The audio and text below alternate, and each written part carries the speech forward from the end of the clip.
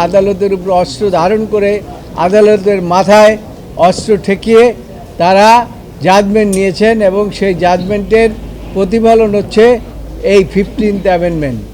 আমরা সেখানে বলেছি, প্রথমেই যেটা বলেছি সেটা হলো যে 15th অ্যামেন্ডমেন্ট যেটা করা হয়েছে, যেখানে আপনার সর্বোচ্চ আদালতে একটা জাজমেন্ট ঘোষণা করা হয়েছিল, আপনারা জানেন, শর্ট অর্ডার দিয়ে।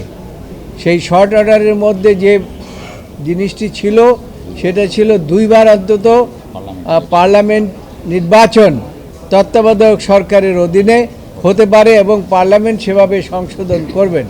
কিন্তু পরবর্তী কয়েকদিনের মধ্যেই সংবিধান সংশোধন হয়ে গেল, কিন্তু আদালতের রায়ের প্রতি অবজ্ঞা করে এই রায়ের প্রতি কোনো তোয়াক্কা করলেন না।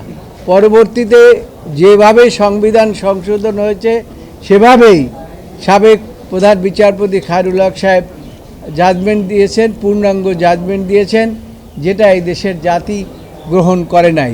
এবং সেই সম্পর্কেও আমরা এই আদালতে আমাদের বক্তব্য উপস্থাপন করেছি। আদালত পিটিশনারের বক্তব্য শুনেছেন, সরকারের বক্তব্য শুনেছেন, ইন্টারভেনার আমরা আমাদের বক্তব্য শুনেছে এবং লিখিত যে আর্গুমেন্ট সেটাও তারা নিয়েছেন এবং সেটা নিয়ে সেখান থেকে যে তারা বলেছেন যে এই যে 15th অ্যামেন্ডমেন্ট যেটা করা হয়েছে এটা জনগণের কোনো ইচ্ছার প্রতিফলন ছিল না।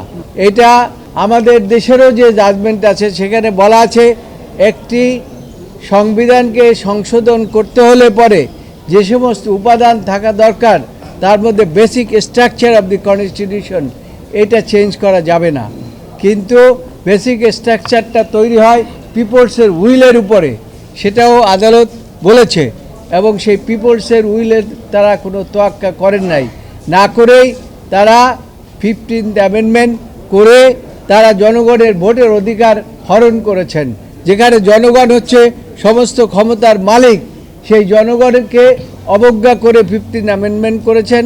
আদালত সমস্ত কিছু বিশ্লেষণ করে যে জাজমেন্টটা দিয়েছেন সেটা হচ্ছে this judgement of the 15th amendment is unconstitutional and ultra vires to the constitution.